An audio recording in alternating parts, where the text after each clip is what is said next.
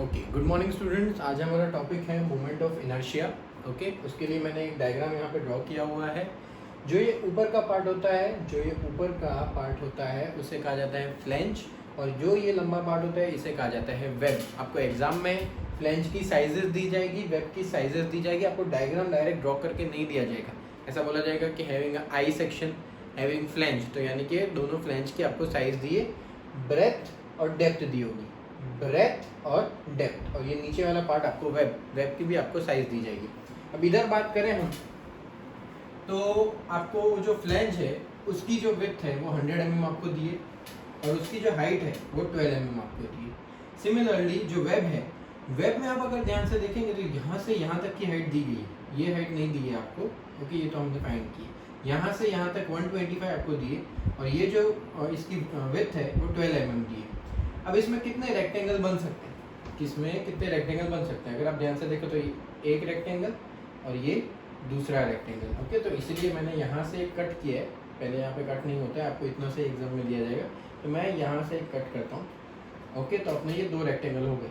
अब जैसे ही आप यहाँ पे कट करते हैं तो ये जो 12 वाला भाग है, ये जो 12 वाला भाग है ये इसके साइड चला जाएगा, यानी कि ये पूरा एक रेक्टेंगल है। तो ये 125 में से 12 माइनस होना चाहिए। अगर आप वो 12 माइनस नहीं करेंगे तो आपका आगे पूरा सम गलत हो जाएगा। तो याद रखना 125 में से 12 माइनस करो, तब आपको ये पूरा रेक्टेंगल मिलेगा ना। अब इस 125 को भूल जाओ, इस 125 का अब अपने को काम है ही नहीं। ठीक है, क्यों?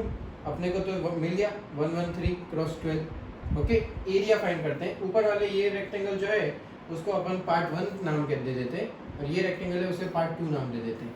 तो पार्ट 1 का एरिया होता है लेंथ इंटू ब्रेथ। तो basically A1 is equal to 100 into 12, 100 into 12 1200 लिख दिया मैंने यहाँ पे।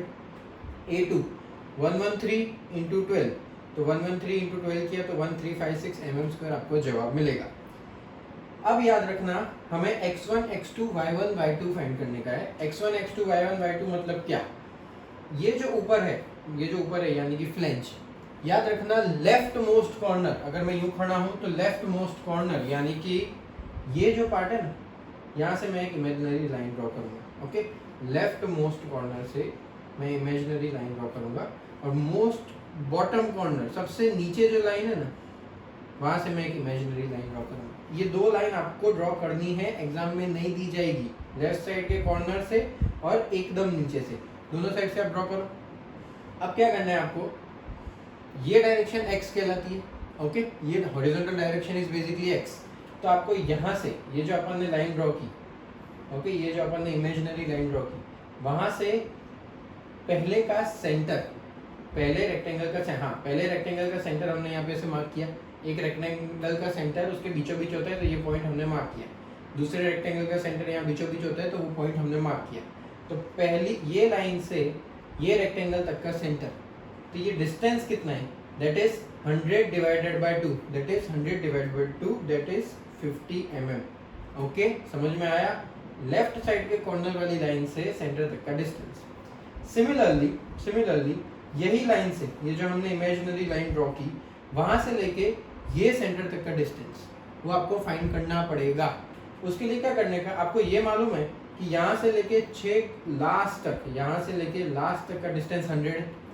यहाँ से 100 ही है, तो यहाँ से यहाँ तक 100 ही होगा। 100 में से अगर मैं 6 माइनस कर दूँ, 100 में से अगर मैं 6 माइनस कर दूँ, तो मेरे को इस पॉइंट से इस पॉइंट तक का डिस्टेंस मिल जाएगा। समझ में आया? 100 में से मैं अगर 6 माइनस कर दूँ तो ये 94 मेरे को मिल जाएगा। ओके, ये 6 क्या है? इसी का सेंटर पॉइंट है। ओके, 6 कहाँ से आया है? नीचे 12 था, तो ये 6 और 6, इस तरह से अपन को 100 और 6 मिलता है, दैट इज 94। ओके, इसको फाइंड करने का दूसरा एक तरीका भी है। अगर आप इतना सा डिस्टेंस फाइंड कर दो, पहले यहाँ से यहाँ तक का डिस्टेंस फाइंड कर दो। ओके, तो यहाँ से यहाँ तक का डिस्टेंस कितना होगा? आपको पता है टोटल 100 है। 100 में से मैं ये 12 माइनस कर दूँ, 100 में से 12 माइनस कर दूँ, 88 मिलेगा। तो ये हो गया इतना डिस्टेंस 88, और इतना सा डिस्टेंस अपने को मालूम है 6, तो 88 प्लस 6 दैट इज ऑल्सो 94। तो कोई भी तरीके से करो, टोटल में से 6 माइनस करो या आधा 88 प्लस 6 करो, दोनों में जवाब हमको सेम मिलने वाला है। y1 की वैल्यू के लिए अब जो नीचे अपन ने लाइन ड्रॉ की, नीचे वाली लाइन से अब y1 क्यों लिखा? 1 मतलब पार्ट 1 के लिए, तो नीचे वाली लाइन से पार्ट 1 तक का डिस्टेंस, नीचे वाली लाइन से पार्ट 1 तक का डिस्टेंस, अभी जैसा यहाँ पे पहले लिखा हुआ था 125 mm, ओके। अपने पास दो ही ऑप्शन होंगे इसमें भी, यहाँ से यहाँ तक 125 है, यहाँ से यहाँ तक 125 है, तो यह नीचे से यहाँ तक का डिस्टेंस कितना, नीचे से यहाँ तक का डिस्टेंस कितना, तो ये जो है ये भी 6 mm होगा। कैसे, ये 12 है तो ये 6 और 6 में डिवाइड माइनस होगा, मतलब डिवाइड बाय 2, तो ये 125 में से अगर मैं 6 माइनस करता हूँ सो आई विल गेट 119 mm। दूसरा ऑप्शन इसमें फाइंड करने का, यहाँ से यहाँ तक अपने को पता है 113 है, यहाँ से यहाँ तक अपने को पता है, यहाँ तक मतलब फ्लैंज जहाँ पे खत्म होता है आपका, नीचे से लेके फ्लैंज जहाँ पे खत्म होता है वहाँ तक 113 है, उसके जस्ट ऊपर कितना है 6, तो 113 प्लस 6 कितना होता है 119। दोनों ऑप्शन से आप फाइंड कर सकते हैं।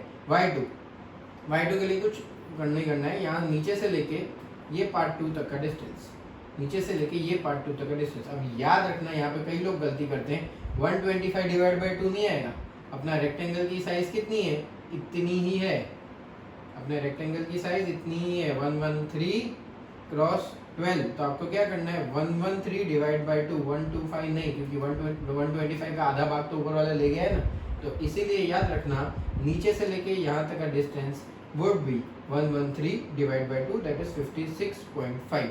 ये आपको वैल्यूज मिल जाती है ना, a1 a2 x1 x2 y1 y2 इतनी वैल्यूज मिल जाती है। तो x बार और y बार फाइंड करने के, x बार और y बार फाइंड करोगे मतलब आपको CG मिलेगा, सेंटर ऑफ ग्रेविटी मिलेगा। x बार की फॉर्मूला बहुत इजी है, a1 x1 plus a2 x2 अपन a1 प्लस a2। अगर आपके 3 रेक्टेंगल होते तो इसमें x3 भी आता, नीचे a3 भी आता। सेम y बार a1 y1 plus a2 y2, अगर तीसरा पार्ट होता तो a3 y3 अपन a1 plus a2 plus a3 अगर तीसरा पार्ट होता तो, लेकिन इधर तो दो ही रेक्टेंगल है, अपने पास सारी वैल्यू है, a1 की वैल्यू है, a2 की वैल्यू है, x1 की वैल्यू है, x2 की वैल्यू है, y1 की वैल्यू है, y2 की वैल्यू है, सारी वैल्यूज इसके अंदर पुट डाउन करो, आपको x बार और y बार का फॉर्मूला मिल जाएगा, आपको x बार और y बार का फॉर्मूला मिल जाएगा। अब उसके बाद इस बॉक्स को जाने दो, डायरेक्ट इधर जंप करते हैं कि IXX यहाँ तक आपको मिला CG। अब अपन फाइंड करेंगे MI, मोमेंट ऑफ इनर्शिया।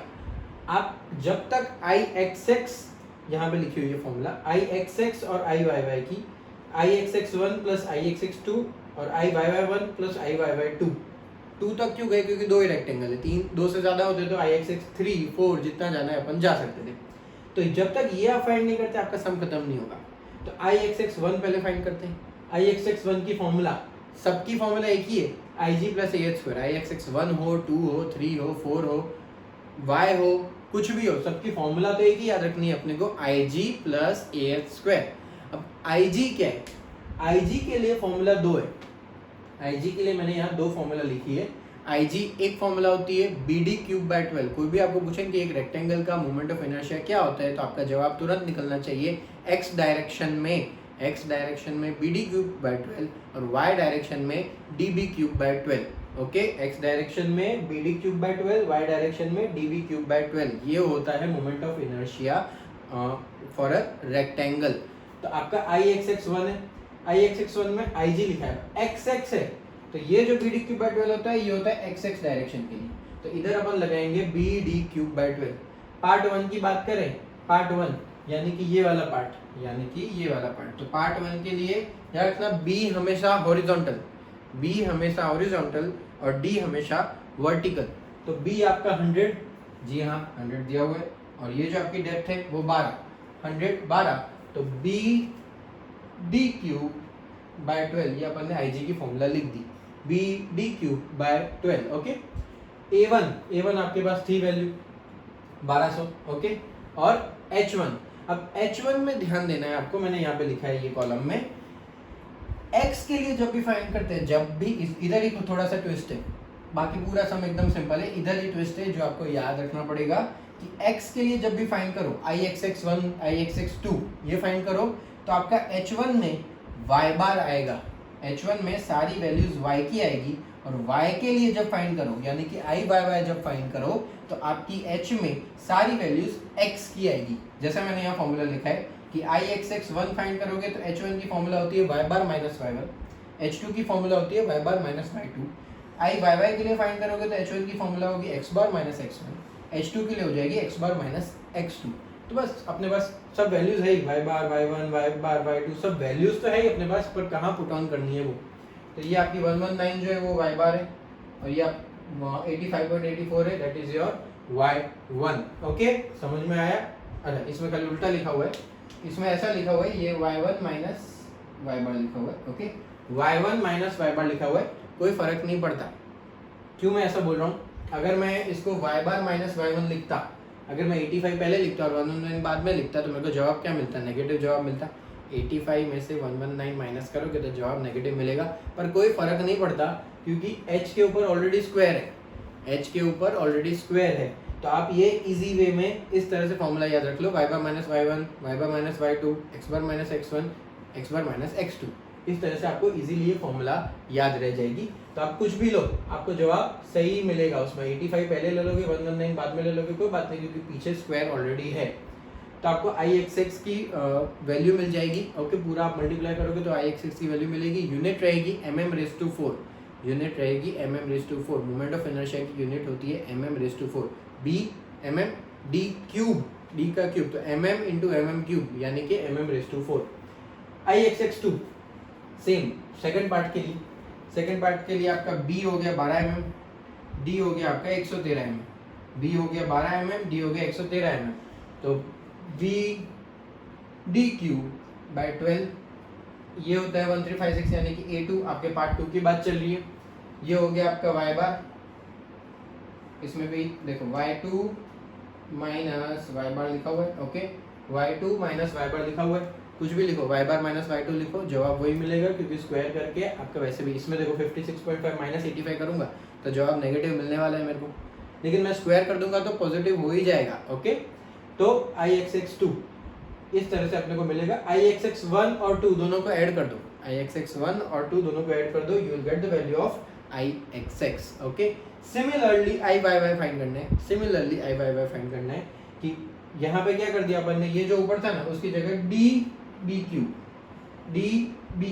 ये फॉर्मूला है DB क्यूब बाय 12। तो ये अपना B और D पार्ट 1 के लिए तो वही रहेंगे, B और D की वैल्यू चेंज नहीं होगी, B और D तो वही के वही थे, खाली वो शिफ्ट हो जाएंगे।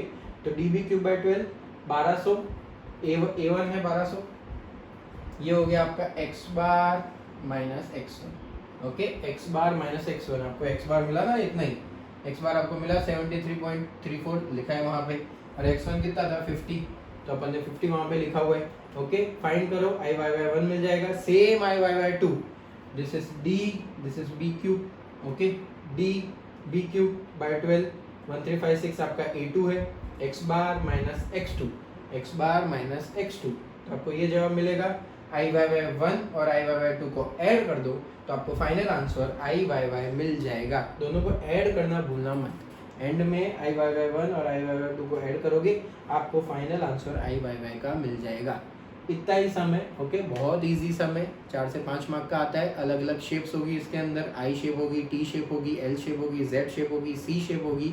ओके, तो हर एक शेप में मेथड तो एक ही है, फॉर्मूला भी एक ही है, बस आपको ये जो फर्स्ट पार्ट है x बार और y बार ये ढंग से फाइंड करना है। तो ये इमेजिनरी लाइन ड्रॉ करना भूलना मत, फिर यहाँ से यहाँ से सेंटर तक का डिस्टेंस, यहाँ से सेंटर तक का डिस्टेंस, इतना ही करना है। ओके, चलिए, थैंक यू। अपने अब नेक्स्ट लेक्चर में मिलेंगे जिसमें अपन कोई नया टॉपिक लेंगे। Thank you very much.